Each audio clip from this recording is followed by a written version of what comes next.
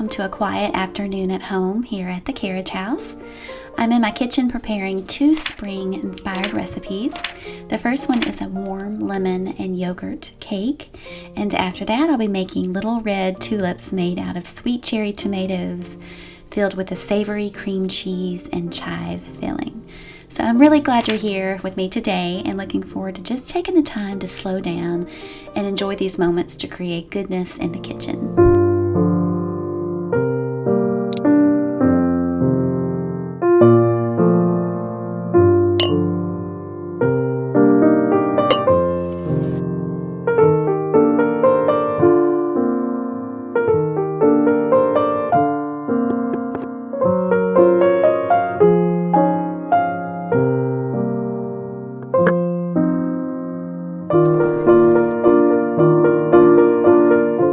For the delicious lemon and yogurt cake, I preheated my oven to 350 degrees and I gathered all of my dry ingredients first. So I'm using 1.5 all-purpose flour.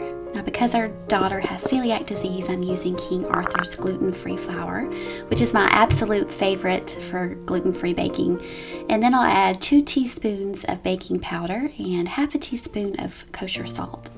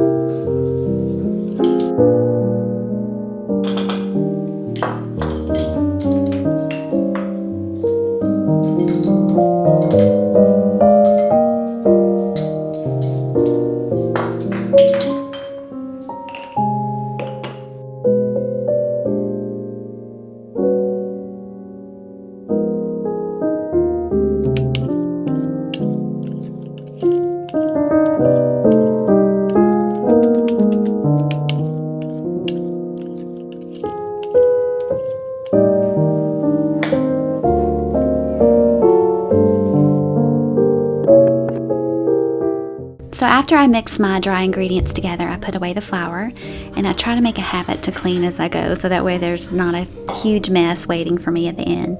But now I'm gathering all of my wet ingredients. So I have a small to medium sized bowl. I'm gonna add 1 cup of whole plain yogurt, and then I'll add 1 cup of sugar, 3 large eggs, the zest from 2 lemons, and a half a teaspoon of lemon extract and a half a cup of vegetable oil. So this recipe I've been making for many years now. It's from Ina Garden, which is also known as Barefoot Contessa. But the recipe originally calls for vanilla extract. But today I think I'm going to go with more of the lemon theme and add lemon extract. They're both equally good, and it's sometimes nice to change things up a bit.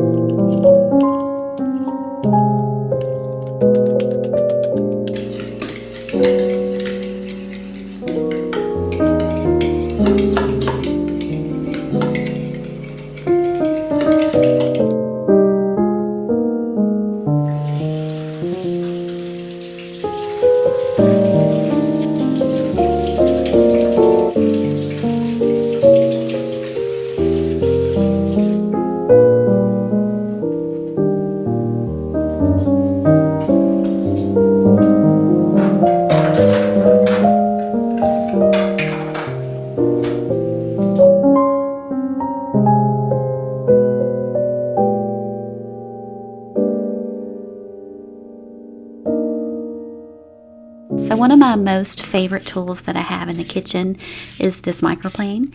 I use this thing all the time, and they're fairly inexpensive. This one was about $15, but they are perfect for zesting lemons, and the zest of the lemon is where the most flavor comes from. So I love to incorporate the zest of lemons and limes whenever I bake. But I do switch the position of the lemon each time I grate, because I don't want to grate the white part of the lemon, which is underneath the zest, because that's where all the bitterness lies. But I do love the smell of fresh lemon. It smells so good, and it always helps me feel refreshed whenever I smell the scent of a lemon.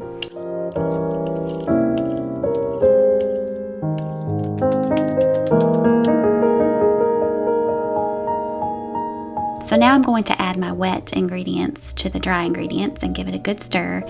And then after that, I'll put everything into a loaf pan that I'll spray with a little nonstick spray and bake in a 350-degree oven for about 50 minutes.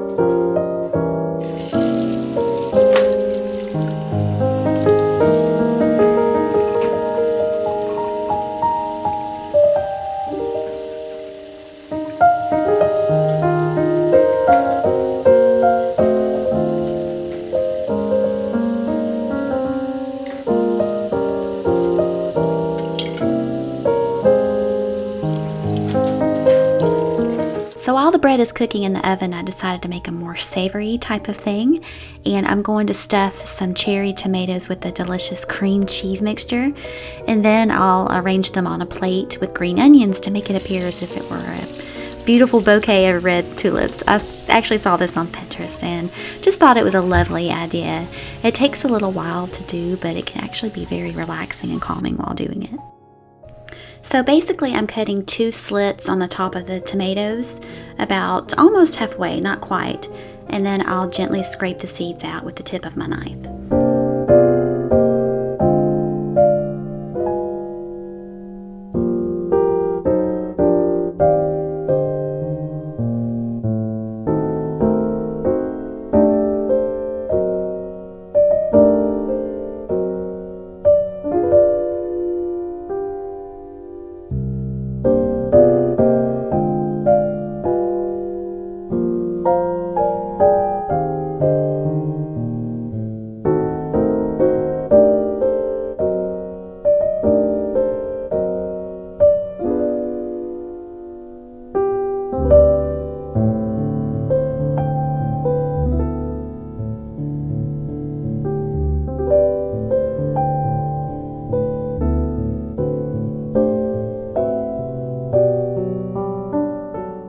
So now that the lemon yogurt cake is done, I'm going to take it out and let it cool, and going to take a few minutes to make the glaze for it.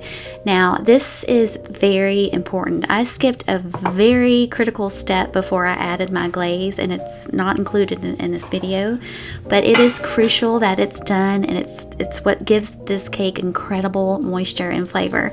And I will leave the link to the recipe down below if you're interested in making this. But the step that I forgot to do was make a sugar and lemon mixture over the stove, and then I would pour it on the cake before adding this glaze that I'm making right now. So very important step. But with this glaze, I'm simply adding 2 tablespoons of freshly squeezed lemon juice, and I use the same lemon that I got the zest from, and I add it to 1 cup of confectioner sugar, and then I'll mix that together, and then I'll pour it on the cake, and then I'll get back to making my little tulips.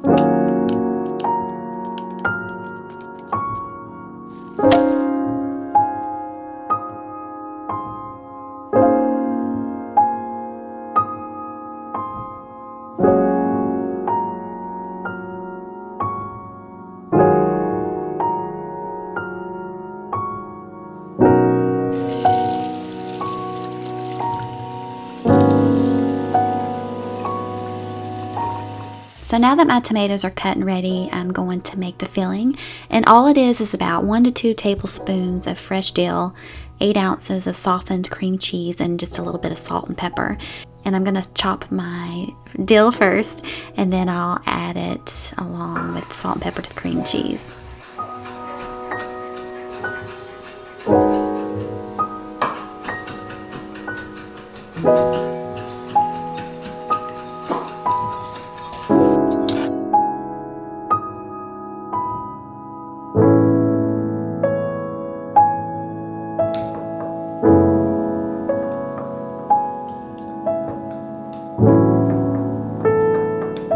And a really easy way to put the filling into the tomatoes is by using a sandwich bag. And I fill the baggie with the cream cheese mixture and then twist the bag until it's really tight, and then I'll cut the tip off. And so it's kind of a little hack, but sometimes I'm just not in the mood to get all that other fancy baking stuff out. So I just did this. And then I'll fill the tomatoes with the mixture and I'll arrange everything on a plate.